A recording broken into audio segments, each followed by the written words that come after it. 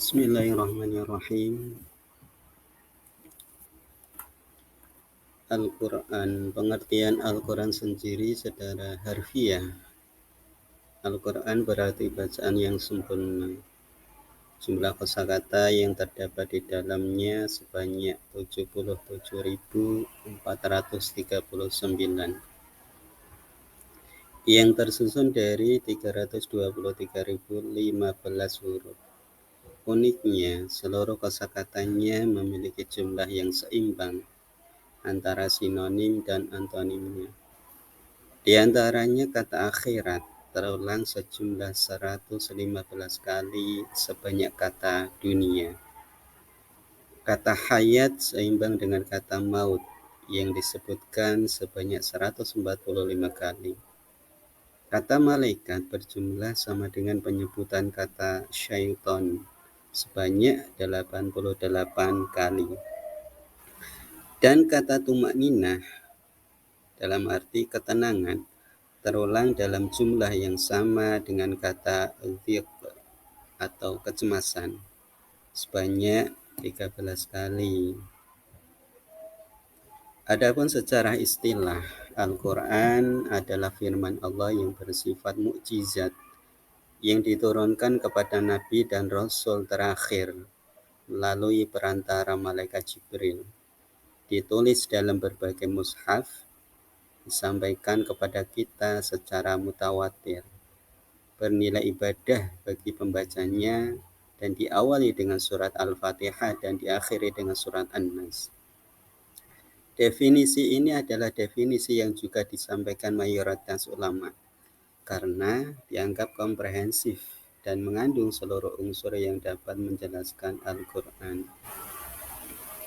Dalam fungsinya sebagai hudal lil muttaqin, petunjuk bagi orang-orang yang bertakwa, Al-Quran memuat berbagai regulasi untuk mengatur kehidupan manusia. Hanya saja pesan dan aturan yang disampaikan di dalam Al-Quran ada yang berupa pernyataan tegas dan ada pula yang bersifat samar, yang membutuhkan pemikiran mendalam. Dua bentuk pernyataan ini dalam terminologi ulumul Quran disebut dengan ayat-ayat muhkamat dan ayat-ayat mutasyabihat. Untuk karakteristik ayat-ayat Al-Quran, yang pertama yaitu ada ayat-ayat muhkamat. Kata muhkam sebagai bentuk tunggal dari muhkamat secara etimologi berasal dari kata hakama huk yang berarti menetapkan, memutuskan atau memisahkan. Kemudian diformulasikan ke dalam wazan af'ala menjadi ahkama ihkam yang berarti mencegah. Al-hukmu artinya memisahkan antara dua hal.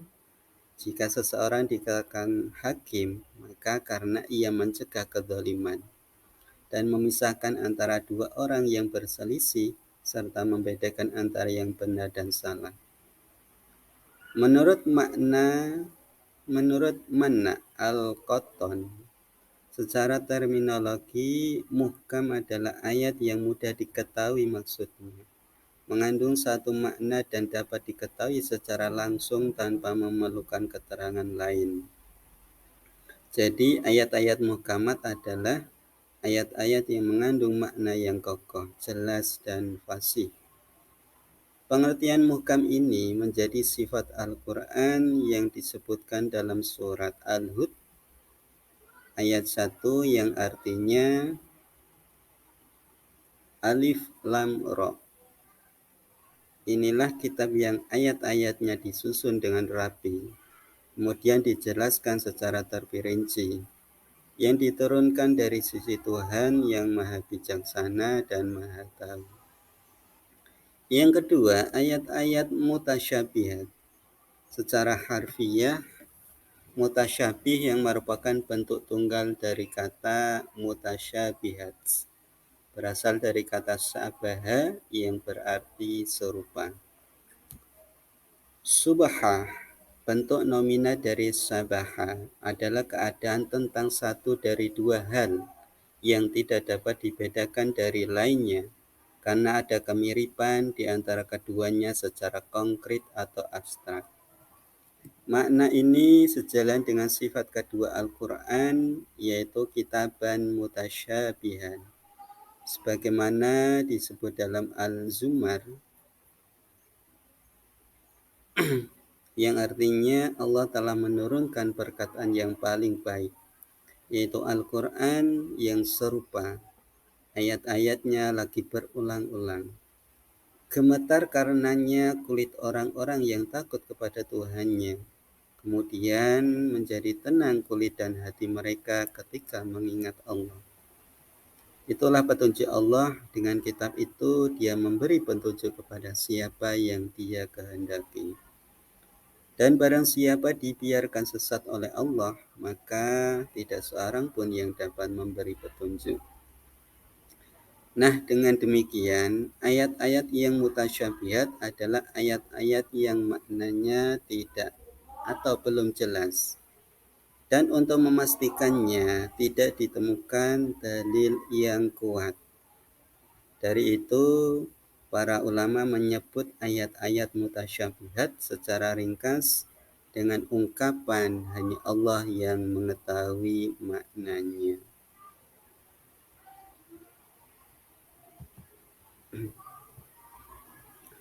Tentang keberadaan ayat-ayat muhkamat dan mutasyabihat, Al-Quran sendiri menyampaikan dalam surat Al-Imran yang berbunyi,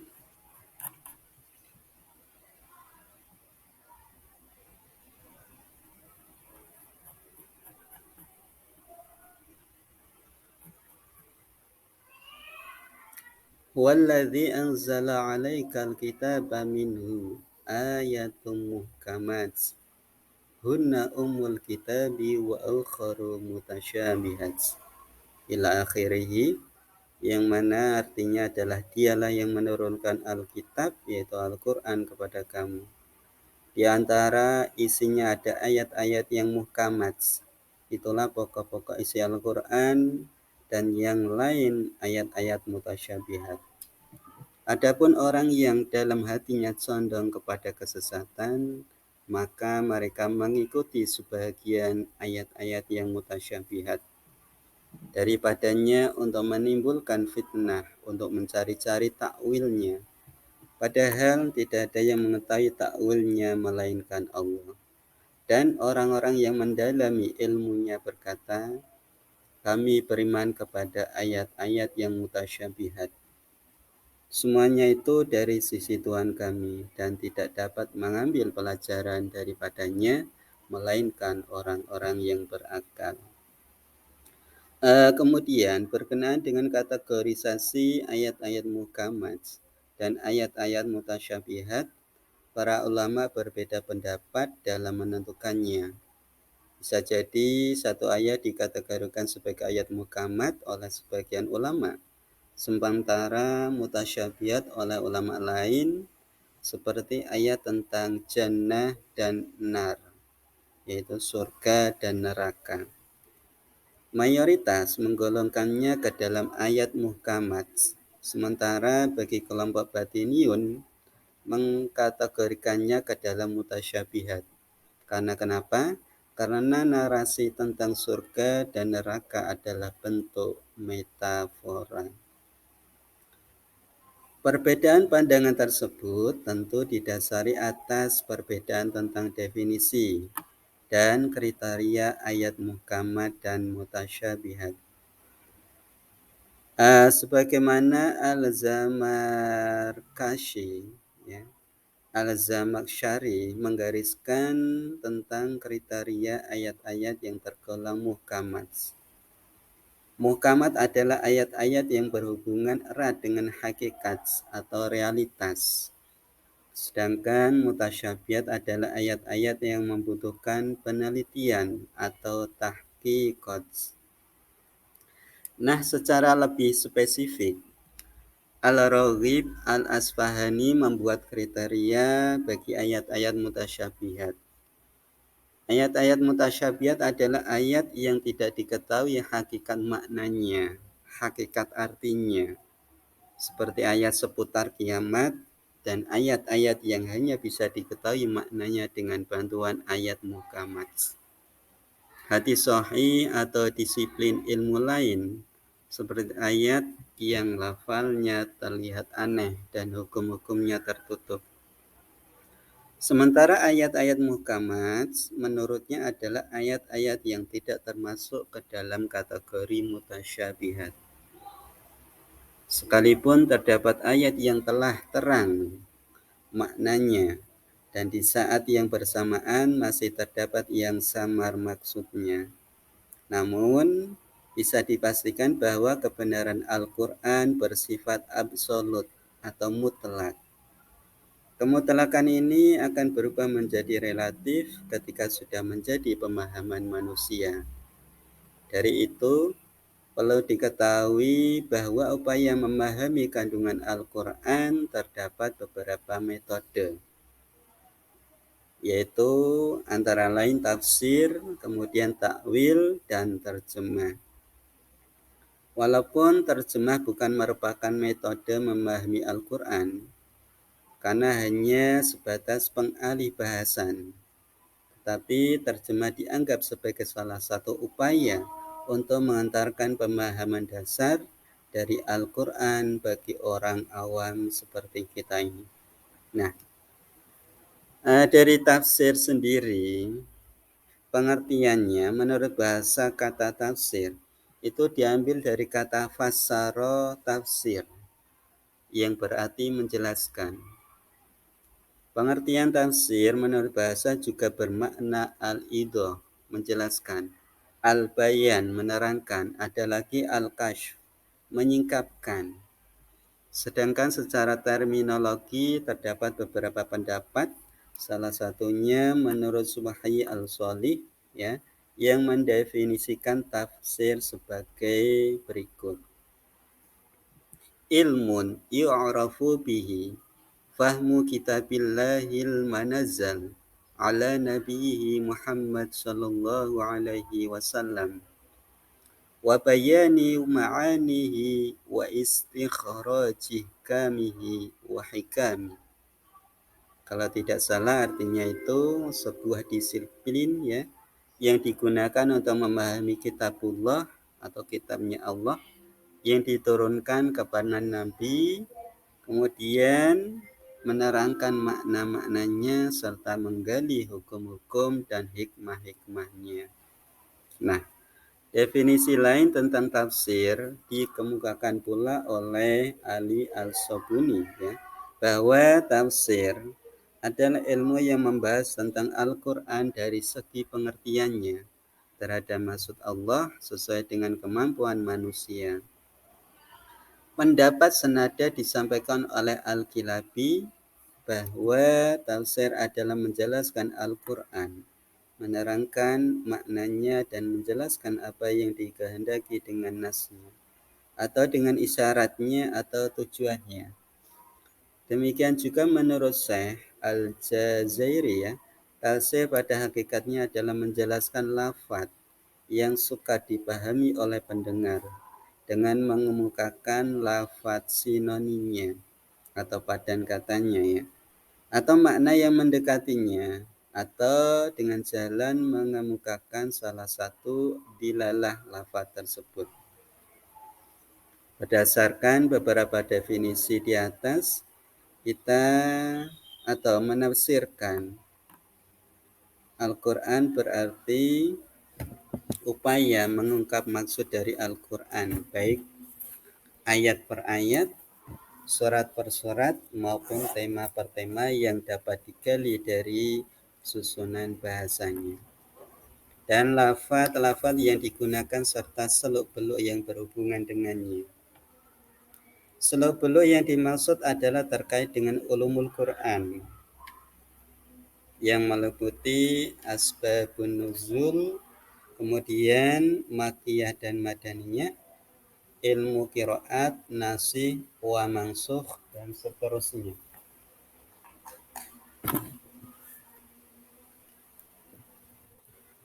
Kemudian ada lagi terkait dengan komponen pendukung tafsir. Jadi tafsir itu ada komponen pendukungnya. Sebagaimana telah disebutkan bahwa menafsirkan Al-Quran merupakan aktivitas besar yang tidak sederhana. Seseorang yang hendak menafsirkan Al-Quran harus memenuhi kompetensi standarnya. Di antaranya ilmu bahasa Arab, sejarah, ilmu hadis, dan sebagainya. Terutama ilmu Al-Quran. Di antara bagian dari ilmu Al-Quran yang sangat signifikan sekali dalam penafsiran Al-Quran adalah asbabun nuzul. Asbabun nuzul yang merupakan latar belakang turunnya Al-Quran, turunnya ayat, menjadi salah satu komponen yang sangat penting dalam memahami pesan Al-Quran. Dari Al-Shatibi itu menegaskan bahwa seseorang tidak diperkenankan memahami Al-Quran hanya dari sisi teksnya saja, tanpa memperhatikan konteks ketika ayat turun. Namun demikian, perlu diketahui bahwa tidak seluruh ayat Al-Quran memiliki riwayat asbabun nuzul. Selain asbabun nuzul, pemahaman makiyah dan madaniyah juga patut dikuasai dalam memahami Al-Quran. Makiyah dapat dipahami sebagai ayat-ayat yang turun di Makkah dan sekitarnya, meliputi ada Mina, kemudian Arafah, dan Hudaybiyah, atau bisa dikatakan turun sebelum hijrah. Nah, sementara Madaniyah sendiri itu adalah ayat-ayat yang turun di Madinah dan sekitarnya, antara lain meliputi Uhud, ya, Quba, dan Sil, atau turun setelah hijrahnya itu di Madinah. Ayat-ayat Makkiyah terkumpul dalam 86 surat, sementara Madaniyah sendiri terdiri dari 38 surat. Terdapat beberapa manfaat penguasaan atas Makkiyah dan Madaniyah dalam memahami ayat Al-Quran. Yang pertama itu dapat membantu mempermudah dalam menjelaskan ayat Al-Quran. Karena apa? Dikarenakan Makkiyah dan Madaniyah terkait dengan situasi dan kondisi masyarakat. Ya, saat itu ketika ayat-ayat Al-Quran diturunkan. Kemudian melalui gaya bahasa yang berbeda pada ayat Makkiyah dan Madaniyah akan membantu dalam memahami ayat-ayat Al-Quran.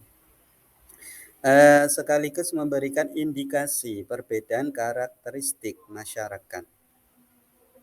Memberikan indikasi perbedaan karakteristik masyarakat. Kemudian dengan memahami Makkiyah dan Madaniyah akan lebih mudah mengkaitkan dengan aspek sejarah hidup Nabi Muhammad sebagai salah satu referensi penafsiran. Nah, selanjutnya yang penting dikuasai dalam menafsirkan Al-Quran adalah ilmu qiraah. Perbedaan qiraah telah terjadi sejak masa sahabat. Hadis sahih diriwayatkan. Hadis sahih riwayat Al-Bukhari dan Muslim sebagaimana dikutip Ali Al-Sabuni menceritakan bahwa suatu ketika di masa hidup Rasulullah, Umar bin Khattab sholat dan menjadi makmum dari Hisam bin Hakim. Sang imam saat itu membaca surat Al-Furqan dengan bacaan qiraah yang tidak sama dengan bacaan Umar, yang mana telah diajarkan oleh Rasulullah. Sehingga hampir saja Umar menyeretnya ketika dia sedang sholat. Namun Umar berusaha bersabar, menunggunya hingga selesai salat. Setelah Hisam selesai sholat, Umar menarik selendangnya seraya berkata kepadanya, "Siapa yang membacakan surat Al-Furqan kepadamu dengan bacaan seperti itu?" Kata Umar, ya. Ia menjawab, "Rasulullah yang membacakan kepadaku seperti itu." "Bohong kamu," Kata Umar, sungguh Rasulullah membacakan padaku tidak seperti apa yang kamu baca.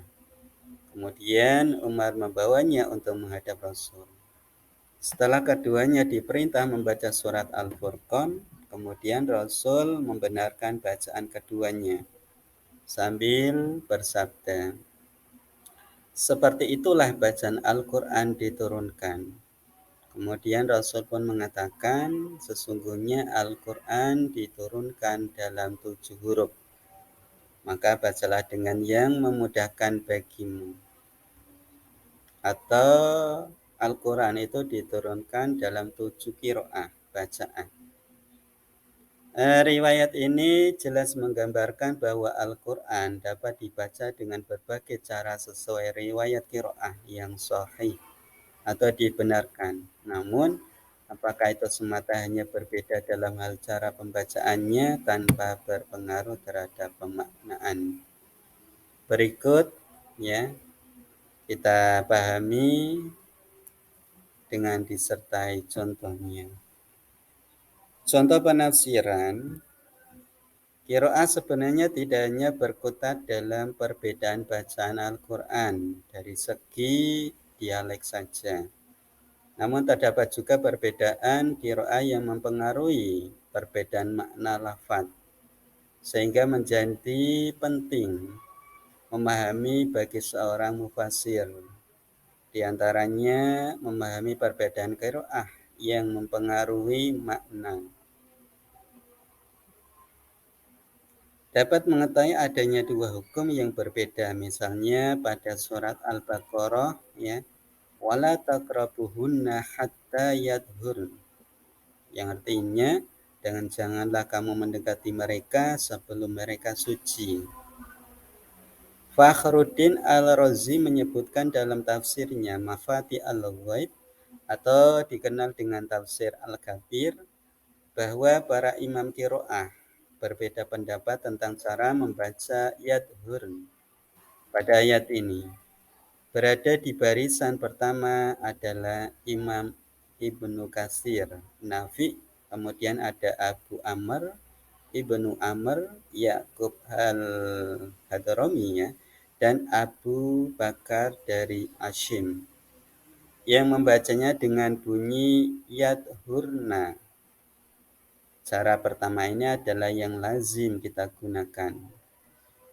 Sementara berada di barisan kedua itu ada Imam Hamzah, kemudian Al-Kisai, ada Hafiz Ibnu Asyim yang membaca dengan memberikan tasydid pada huruf ta sehingga berbunyi yatoharna ya.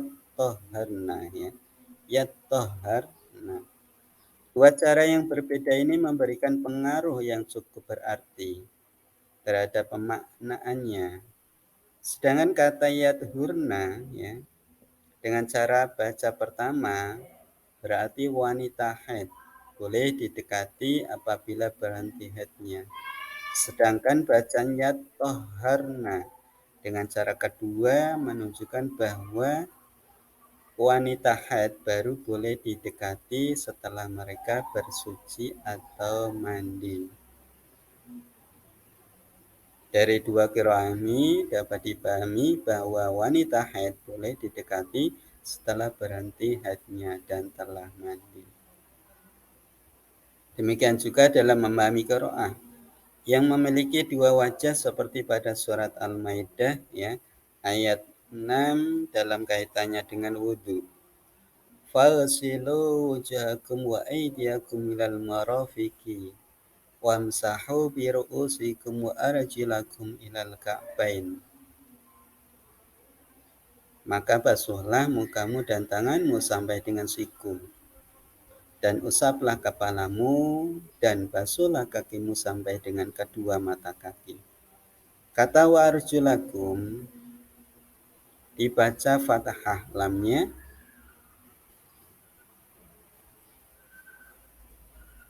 oleh mayoritas qiraah Hijaz dan Irak yang lazim kita baca saat ini. Sementara sebagian qiraah Hijaz dan Irak membaca dengan mengkasroh lam wa arjulikum. Perbedaan dua qiraah ini berdampak terhadap hukum. Qiraah pertama dengan nasab karena ataf terhadap wujuh dan aidi, yang berarti bahwa kaki termasuk bagian wudhu yang harus dibasuh. Sedangkan qiraah kedua dengan lafat karena ataf, ya, dengan ru'us yang berarti kaki cukup diusap seperti rambut.